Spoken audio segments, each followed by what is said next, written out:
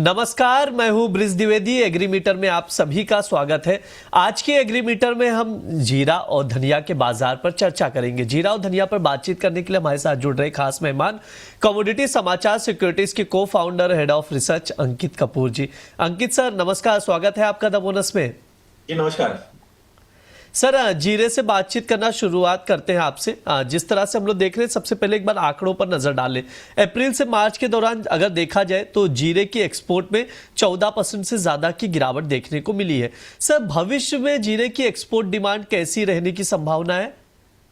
जी बिल्कुल, आपने सही बोला है कि जो निर्यात है वो करीब करीब देखा जाए तो 14% के आसपास गिरावट देखने को मिली है। पिछले साल जो था वो 2,29,881 टन था, लेकिन इस बार 1,96,800 टन के आसपास है, मतलब 1,96,800 टन के आसपास है। तो 14% के आसपास की गिरावट देखने को मिली है। इसमें सबसे बड़ा जो मुख्य कारण है वो सबसे पहले कि अंतरराष्ट्रीय जो मांग है वो थोड़ी सी कमजोर होती नजर आई है। एक यहाँ पे सबसे बड़ा जो रीजन है वो है चाइना। चाइना में पहले 50,000 टन के आसपास जीरा होता था। आज की तारीख में 1,20,000 टन के आसपास हमको बताया गया है कि आज के अनुमान है कि 1,20,000 टन के आसपास जीरा हो रहा है। तो इतनी बड़ी वहां पे जो उत्पादन आया है उसके कारण थोड़ा सा हमारे यहाँ पे जो डिमांड है वो कमजोर होती नजर आई है। और कैरी फॉरवर्ड स्टॉक की अगर बात करें तो कैरी फॉरवर्ड स्टॉक भी काफी अच्छा बना हुआ है। 20 लाख बैग के आसपास कैरी फॉरवर्ड स्टॉक इस समय मौजूद है। अगर मैं पिछले साल के कुछ घटनाक्रम की बात करें तो यहाँ पे थोड़ा सा पॉजिटिव कंटेंट में निकल के आ रहा है। हमने देखिए प्राइसेस के अंदर अच्छी खासी गिरावट जरूर देखी है, देखा है हमने, काफी टाइम से गिरावट देखी है। पिछले 3 साल से लगातार प्राइसेस कम हो रही हैं। लेकिन अगर मैं क्षेत्रफल के हिसाब से देखूं तो इस साल इंडिया के अंदर करीब करीब 5% जो है उत्पादन कम हुआ है। गुजरात में उत्पादन की सबसे बड़ी गिरावट देखने को मिल रही है। अनुमान के मुताबिक वहां पे करीब करीब 25 से 30% जो है वहां पे जो अनुमान की बात करें वहां पे कम है, मतलब 25 से 30% करीब करीब जीरा की जो उत्पादन है वहां पे कम हो सकता है। लेकिन वहीं अगर राजस्थान की बात करें तो राजस्थान में वैसे ही है, इतना कोई बहुत बड़ा इंपैक्ट देखने को नहीं मिला है। लेकिन इस साल शायद जीरे की जगह अदर किसी कमोडिटी के ऊपर किसान शिफ्ट होते नजर आ सकते हैं। सर, ये भी बताइए कि मौजूदा समय में जीरे की घरेलू डिमांड कैसी है और साथ ही ये भी समझाइएगा कि कारोबारियों को मौजूदा भाव पर क्या करना चाहिए। और देखिए, अगर मैं बात करूं घरेलू डिमांड की तो घरेलू डिमांड की बात करें तो यहाँ पे करीब करीब 60,000 टन के आसपास रहा है। अगर धनिया वित्त वर्ष के निर्यात की बात करें तो 60 टन के आसपास रहा है। घरेलू की बात करें तो यहाँ पे घरेलू में डिमांड है। डिमांड ऐसा नहीं कि डिमांड नहीं है, लेकिन उतनी ज्यादा डिमांड नहीं। गर्मी में वैसे भी थोड़ी सी डिमांड थोड़ी सी कमजोर हो जाती है। तो यहाँ पे मुझे लगता है कि जो डिमांड वाला प्रोस्पेक्ट है अभी थोड़ा सा डाउन है, इसलिए हमको प्राइसेस में भी थोड़ा सा डाउन देखने को मिल रहा है। लेकिन व्यापारी को आपको क्या करना चाहिए, ये सबसे बड़ा क्वेश्चन आपके लिए है। तो मुझे लगता है कि इस लेवल पे खरीदारी करना स्टार्ट करना चाहिए। ज्यादा से ज्यादा अगर गिरावट आती है तो यहाँ पे 500-700 रुपए की गिरावट और आ सकती है।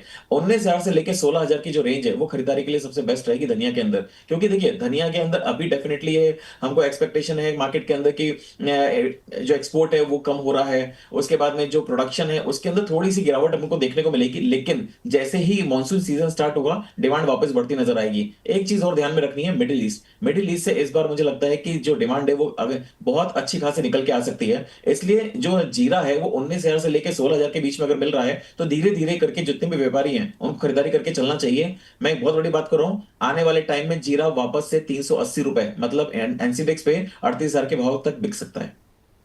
सर, अब थोड़ा सा प्राइसेस पर भी चर्चा कर लेते हैं। बीते एक महीने में अगर देखा जाए तो एनसीडीएक्स पर जीरे में 6% से ज्यादा की गिरावट देखने को मिली है। सर, शॉर्ट टर्म नजरिया क्या है आपका? शॉर्ट टर्म में जीरे की प्राइसेस का आउटलुक क्या रहेगा? देखिए, शॉर्ट टर्म में थोड़ा सा दबाव आ सकता है क्योंकि अभी जून का महीना चल रहा है, अभी मानसून सीजन आना बाकी है। तो शॉर्ट टर्म में थोड़ा सा दबाव यहाँ पे देखने को मिल सकता है। हो सकता है कि जीरे के प्राइसेस मैक्सिमम 18,500 18,000 तक भी देखने को मिले। लेकिन मैं फिर बोल रहा हूँ कि ये भाव बहुत अच्छी खरीदारी करने के लिए पोजिशनल अगर आपको खरीदारी करनी है आगे चल के, मुझे लगता है कि इसकी मांग वापस से बढ़ने वाली है और धीरे धीरे करके वापस से प्राइसेस शॉर्ट टर्म में 21,000 22,000 तक वह वापस से लौटता हुआ नजर आएगा। 16,000 के नीचे जीरा जाना मुझे काफी मुश्किल लगता है कि 16,000 के नीचे जीरा जाएगा। तो 160 रुपए एक बहुत अच्छा लेवल है जहां पे आप खरीदारी करके चल सकते हैं। तो 180 से 160 रुपए का अगर भाव मिल रहा है तो खरीदारी करके चलिए, आने वाले टाइम में आपको बड़ी तेजी देखने को मिलेगी। आने वाले टाइम पर जीरे में बड़ी तेजी देखने को मिलेगी, ये अंकित सर की राय है। ओवरऑल जीरे पे हमने विस्तार से बातचीत कर ली। अब सर धनिया की ओर रुख कर लेते हैं। अप्रैल से मार्च के दौरान अगर देखें तो धनिया के एक्सपोर्ट में मामूली गिरावट देखने को मिली है। सर, आगे धनिया की एक्सपोर्ट डिमांड कैसी रह सकती है?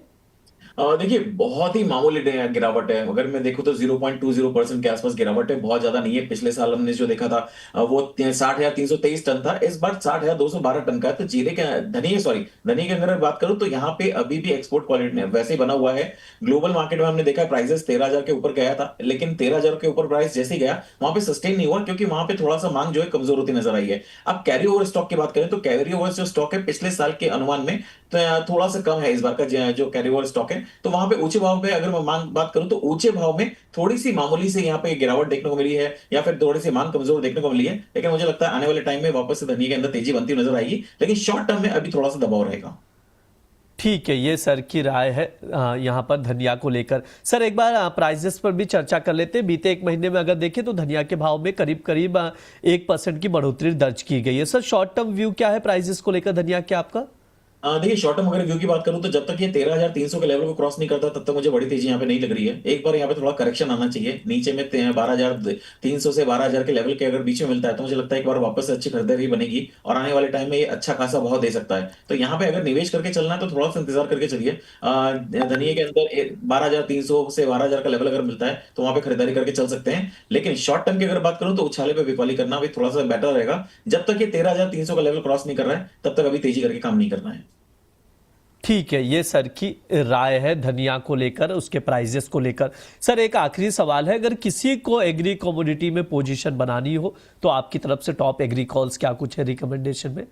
देखिए जीरे की मैंने बात करी तो जीरे में मैंने बता चुका हूँ कि पोजिशनल आप पे बाइंग करके चल सकते हैं। 19,800 से 16,000 की रेंज, ये बहुत अच्छी रेंज है। धीरे धीरे करके इसके अंदर बाइंग करिए, आने वाले टाइम में एक बड़ी तेजी देखने को मिल सकती है और ये तेजी 38,000 के लेवल को भी टच करता हुआ नजर आएगा अगले 1.5 साल के अंदर अंदर। तो मुझे एक्सपेक्टेशन है कि धनिया से, लेकिन अगर मैं बात करूं जीरे से, लेकिन धनिया की अगर बात करूं तो धनिया में शॉर्ट टर्म में अगर मैं बोलूंगा तो मंदी करके चलूंगा। 12,900 के आसपास अगर मिल रहा है तो बिकवाली करेंगे, 13,300 का स्टॉप लॉस लगाएंगे। नीचे में अगर टारगेट की बात करूंगा तो 12,300 तक के टारगेट देखने को मिल सकता है। ये सर की राय है, ट्रेडिंग कॉल स्क्रीन पर है, धनिये का आप लोग नोट डाउन करके चल सकते हैं। 12,900 पर शॉर्ट करने की सलाह दी जा रही, 12,300 तक के टारगेट के लिए 13,300 का स्टॉप लॉस लगाएं। ये धनिये का ट्रेडिंग कॉल है जून वायदे का, उसके अकॉर्डिंग आप लोग स्ट्रैटेजी बनाकर चल सकते हैं, ट्रेडिंग कॉल नोट डाउन करके चल सकते हैं। सर हमने विस्तार से बातचीत कर ली, सभी फंडामेंटल्स प्राइजेस भी समझे, समय भी हो चुका है। सर डिस्क्लेमर दे दीजिए प्लीज।